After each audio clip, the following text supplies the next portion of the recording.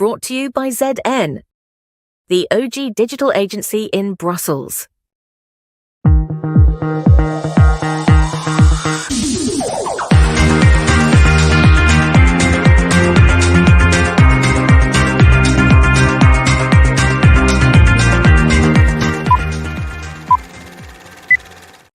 And live from Lisbon and Brussels, it's ZN Live. Live. And today, I'm Phil Weiss, your host, CEO, and founder of ZN. This is episode 382. My co-host today is Jesus, an artist in his own right, also creative and COO of ZN.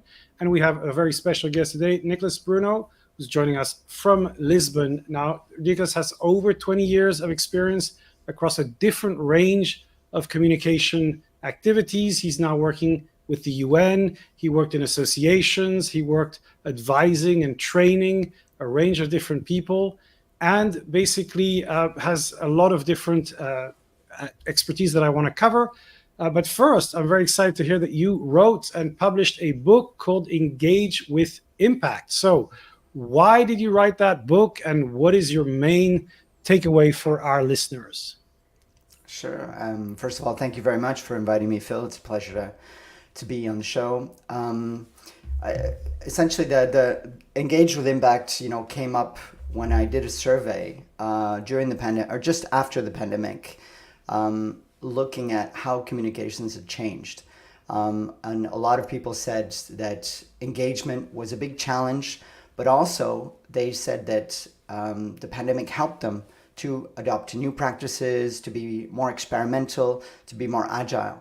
So I thought that there was a lot happening now. I think the pandemic has helped us get outside of our comfort zone in many ways, and has changed the way that digital communications is done, particularly across international organizations, EU affairs. And so I did a series of interviews over the past 3 years looking at that, and then brought it together. The main crux of this is that essentially, in order to really have an impact, you need to start from the inside out. So really working internally, first of all, developing that critical change internally within the organization, and then building that out so that digital comms is a real reflection of what's happening within the organization. Now, you use the word engage with impact, and I just want to can you clarify, what do you mean by engage? Are we talking about kind of digital metrics or conversations, or what's your definition of the word engage? Yeah, I think we all have an objective to have an impact when we communicate. So the engagement is, I think, going beyond what was previously sort of the main measurement, which is number of likes or number of followers and stuff, but really finding, some key KPIs that are going to help organizations to say, we're managing a digital communications campaign that is really helping us to get results, that is really helping us to drive the conversation. So, finding ways and strategies to really drive that conversation, to get outside of your comfort zone, to create collaborations, and to really build community online. Right. Now, I heard you in a conversation you had earlier with one of your guests on the constraints and the struggles that, a lot of communicators were facing today. And I just like to hear, what do you see as the biggest challenge facing associations, institutions in comms? Because you talked about, the kind of reduction of budget and resources. So do you see a kind of clear trend of trying to do more with less, trying to use different tools? What is your kind of observation on where this is headed? Yeah, I'm not necessarily seeing a reduction necessarily in the budget, but I do believe that we're asked to do many things, and very often it's a very small team that needs to manage communications, as you know, and so even international organizations at the UN are have a team of 4 or 5 people, or sometimes. As I mentioned in the interview, is for one initiative, it's just myself managing the communications. And what that means is really working internally with non-communications colleagues so that they can be part of the conversation, so that they can be part of the comms process. So that means, for example, employee engagement, so employee advocacy. That means working together with other colleagues internally for storytelling, so helping them to understand the benefits of storytelling. So I just, for example, did a series of workshops internally at the UN to help non-communications practitioners to develop storytelling abilities so that we're telling more stories, but it's coming from the bottom up. So it's not just comms basically writing stories, but really working together internally.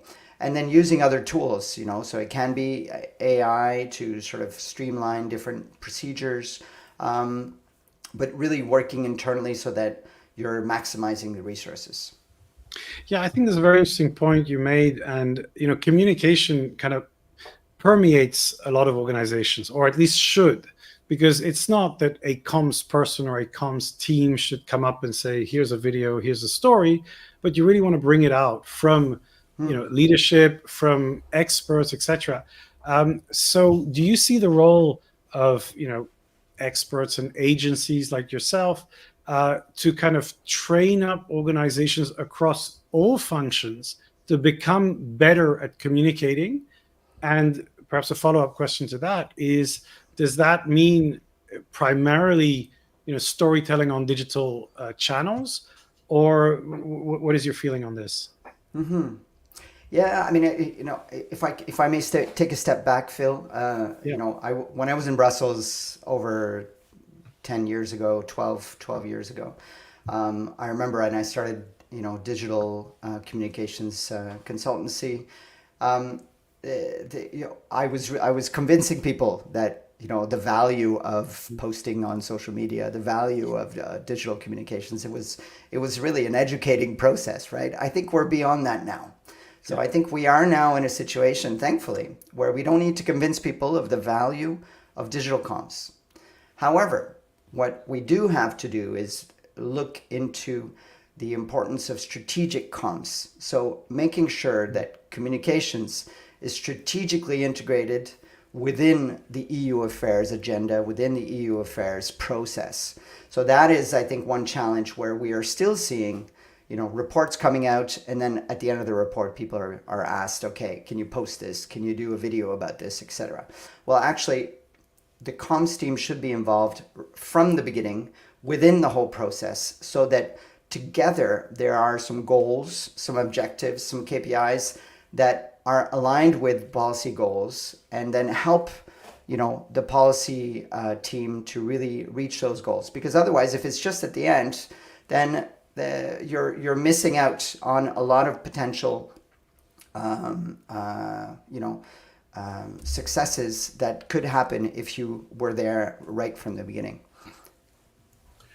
If I may jump there, actually, I like what you were talking a bit ago about this idea of integration between the communication team and the non-communication one.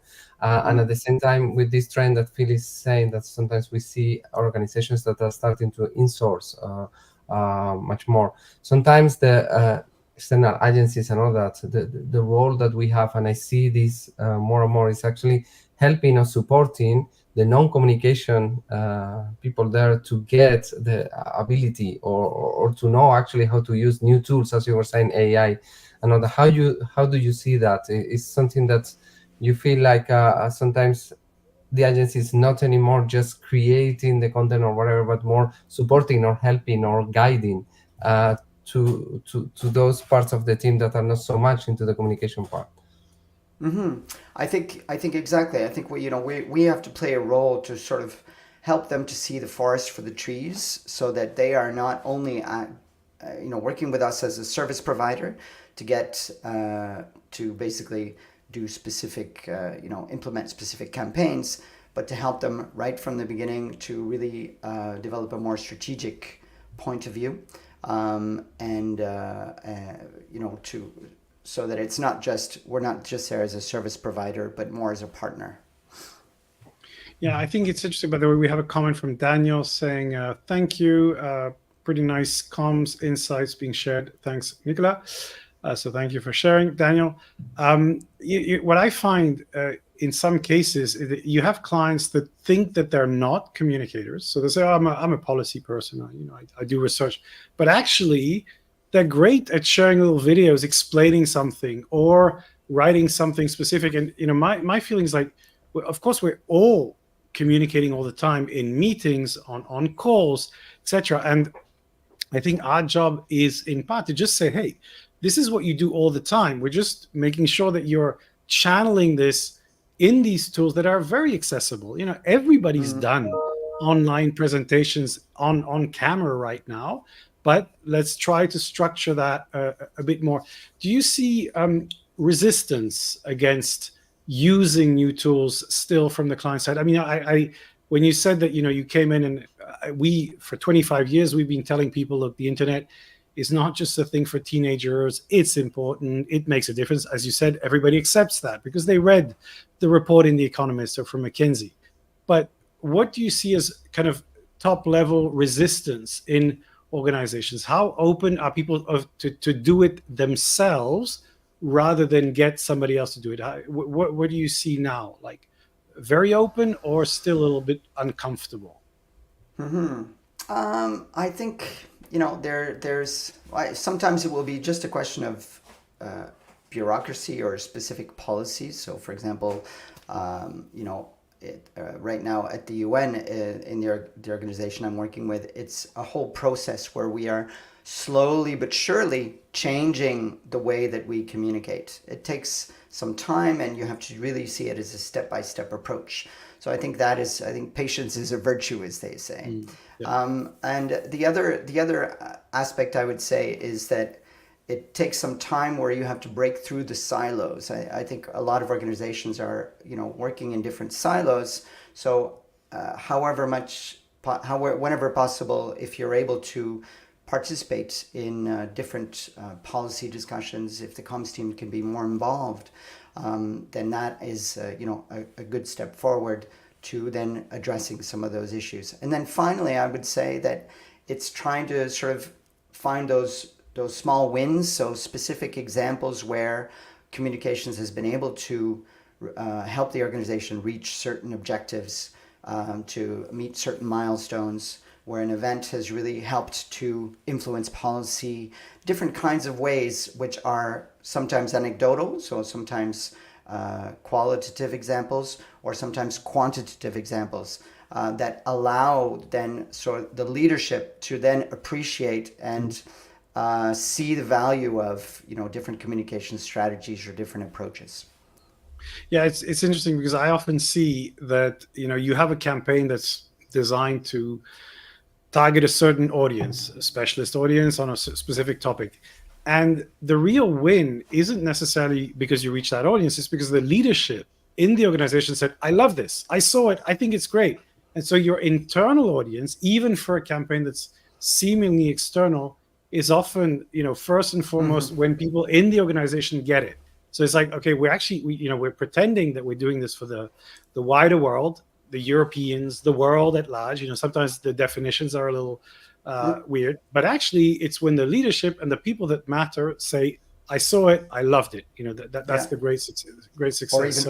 Or even better, I saw it and then I talked with an MEP who then saw it and said, yes, great video or great campaign. So that then it goes full circle. Yeah, it's this micro engagement around very specific topics. Now, the thing that we're facing as communicators is this constant change in the channel mix. We took, 10 years to explain to people that Twitter was perhaps a great place to have a policy discussion. Then Elon Musk comes along, and we still don't know what his strategy really is in the long term. But he certainly, made things look very uncertain. So what we've observed is a move from, not from X to LinkedIn, but basically a different conversation growing in LinkedIn, but X actually being surprisingly resilient. And then you have the Mastodons, the Blue Sky, the Threads. What is your view currently on, what's the channel mix you think people should focus on? And where are you spending most of your time, and where are your clients spending their time? Yeah. I'll echo first of all what Jacques said to Jacques Faux said to that Yeah. that answer, which is of course it depends on your audience, it depends on your focus, right? Having said Speak that, EU. exactly. I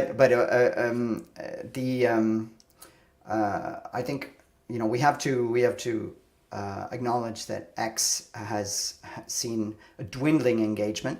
So we have all seen a much lower engagement. So that makes me feel, for example, if for our account, our UN account, it makes me feel like sometimes I'm screaming at the wind. By posting on LinkedIn, very fewer and fewer people are engaging and seeing my posts. And actually, even I'm not able to see the analytics anymore from Twitter without paying for them. So it's become really a pay-to-play atmosphere.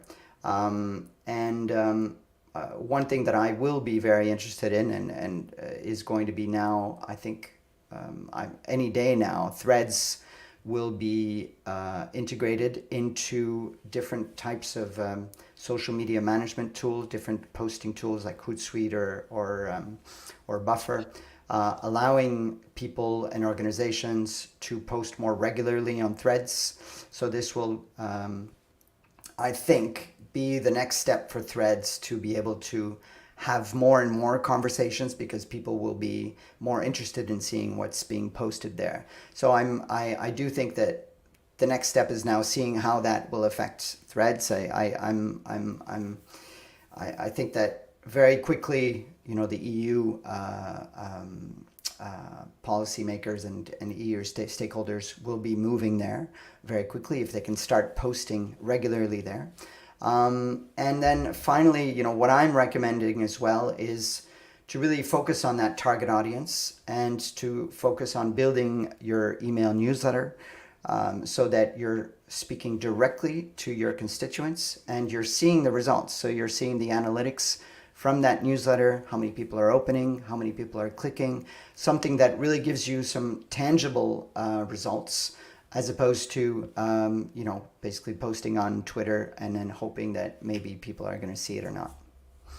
Yeah, very interesting point. So I'm quite optimistic about Threads. I've been reading about the Fediverse, and when it was going to happen. I even had an interview on Politico talking about, whether Threads was going to be the new thing.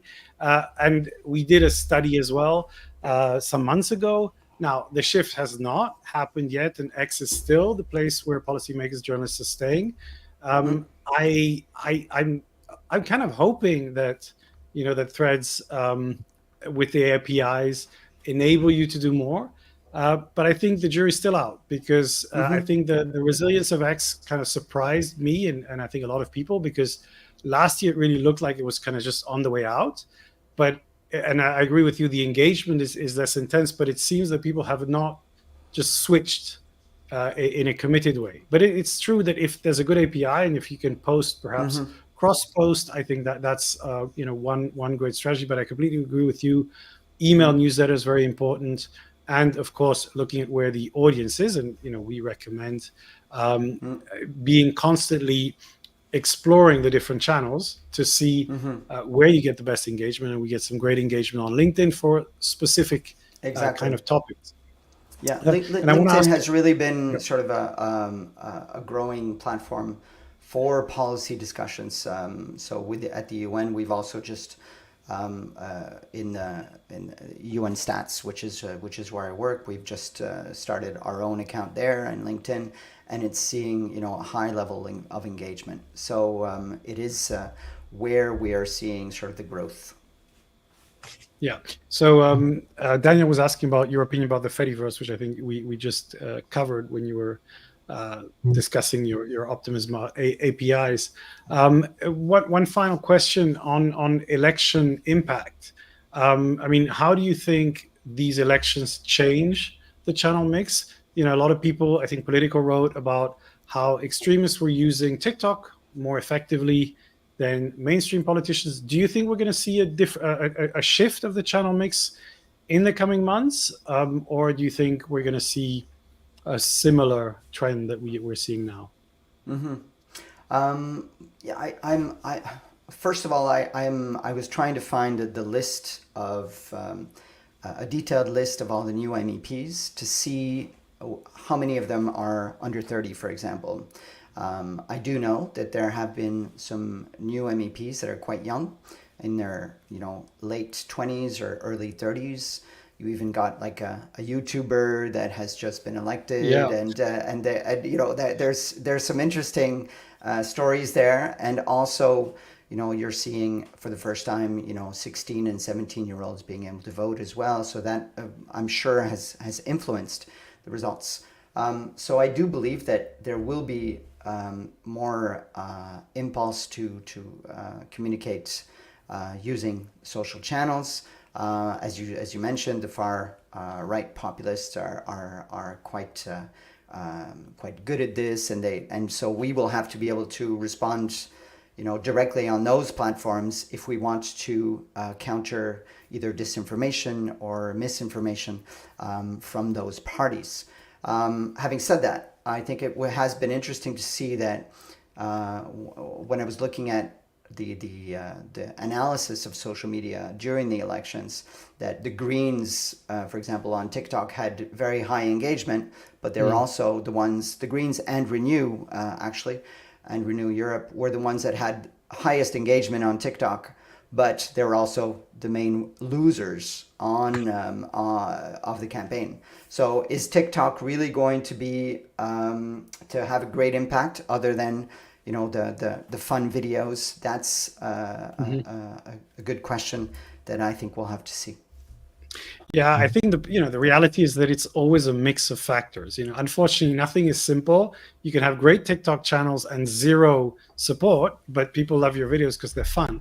And of course, the vote towards the Greens, well, away from the Greens towards the extremists and EVP, can't just be explained by channel mix. I think it's obviously a lot of underlying factors as well. But it's very interesting what you said. I think the correlation with the extreme right is slightly different, where high engagement has also, again, been seen to lead to or to be happening at the same time as higher voting and higher turnout. However, correlation does not mean causation. So that's the deep question of philosophers and social scientists everywhere. Now, I want to ask you a question. I was just going to add that you could see, however, that the EPP and the socialists had the highest number of followers. So as far as quantity and impact, they were able to have that, and that potentially had an impact on the elections. Absolutely. Now, when you meet people who want to start a career in communication today, what is your kind of main advice to them? What do you tell them they have to do? I'm always trying to find out about new things, new trends, and whenever there's a training session that is available, a certification that is available, I'll be the first to sign up for it. I think it's important to take the time, whether it's on your weekends, whether it's in your free time, or through your employer if possible, to always keep training and keep learning the new things. The arrival of AI and all these new tools mean that there's a lot of potential for someone that is eager to learn, that is eager to try new things, and to really contribute to the organization. So that's what I would say, is to always be curious and always try to sort of take the time to learn, and then to get those certifications. There's a lot of certifications now. For example, Google is coming out with a free certification on AI. There's a lot of things that are free or at a very low cost that allow you to sort of really increase your visibility. Yeah, absolutely. We're strong believers in constant learning, and trying to adapt yourself and your organizations to these new trends. So now let's move to our recommendations. Jingle.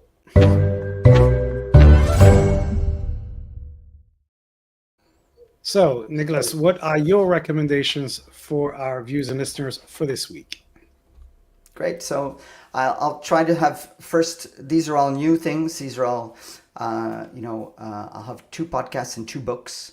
So the first is, as far as podcasts are concerned, is AI Explored, which is a new podcast by Social Media Examiner, which you may know. And what I liked about it is that the podcast is offering, tangible recommendations on the use of AI for digital marketing, content creation, repurposing. So a lot of stuff, not the AI policy discussions, which are happening a lot right now, but really the tangible kind of recommendations for content marketers and for communicators. The second podcast is called So Me Insights. And that's a new podcast by 2 people that are based in Geneva, Dante Licona and Matthias Lufkens, whom you may know. He did the Twiplomacy. Yeah, he was a guest on ZN Live as well. Okay, exactly. So Matthias is great. And what they've done is they are interviewing the social media managers of international organizations from the UN, World Bank, etc. So really trying to get into that social media kind of discussion for policy. So it's really a great podcast, and if you can potentially put the link in the show notes, that would be great. Yeah, so being shared. And then 2 books. The first is The Art of Explanation, and this is a new book by you may know Ross Atkins. So he's known for the BBC's Ross Atkins on ... like these explainer videos that are, short but to the point. And so this is a new book on communicating with clarity. I think that, we all have to communicate, as you said. How are we communicating with clarity, whether it's for a presentation, whether it's for a policy document, or just basically, speaking with our significant other? How are we communicating and doing that, in a, considering the way and the way that we communicate, I think is important, and what we're trying to communicate, and really, having that very clear in mind is what this book is all about. And that's a new book that has just come out now in paperback format.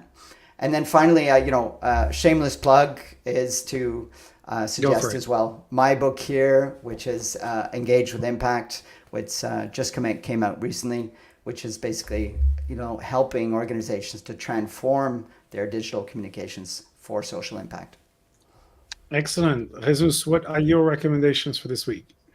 So actually, you will permit me that I put today a bit of the point of color. Well, more than color, sound, because actually it's the European Music Day. And I was thinking, okay, today I will bring some music as recommendation.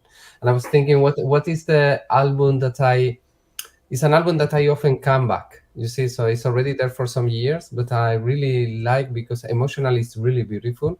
So it's called the Chopin Project by Olafur Arnalds with Sarah Alice Saraot, who's a great pianist, and you need to listen to it. So Olafur was wondering, okay, why are we always recording the music on a specific way? Why cannot be done differently? So he was kind of going to bars, recording the music in different kind of pianos, and it's beautifully done with the music of Chopin, obviously, but at the same time enriching it, and they're playing with that music.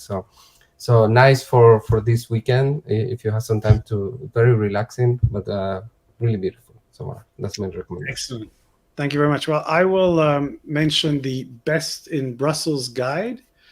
This is organized by Best in Brussels with Mark Dober. And this is a big kind of overview of all the agencies and basically what are the best associations. There's a kind of award. It was published yesterday. We were there. We are there, of course, as the leading digital agency in Brussels and the EU. So very happy to be there. But it's actually quite interesting. Some trends in communication and insights. So very useful for people in the EU and kind of policy sector who are looking for help and advice. So that is all we have time for. Hopefully next week we will have summer in Brussels. I presume that it's better weather in Lisbon, but it's been pretty terrible here in Brussels for the past couple of weeks. but next week it goes up to 30 degrees. So have a fantastic weekend. Fingers crossed we'll have a lot of sun maybe on Sunday. And we will see you, Nicholas, online, and keep in touch. Thank you very much. Bye.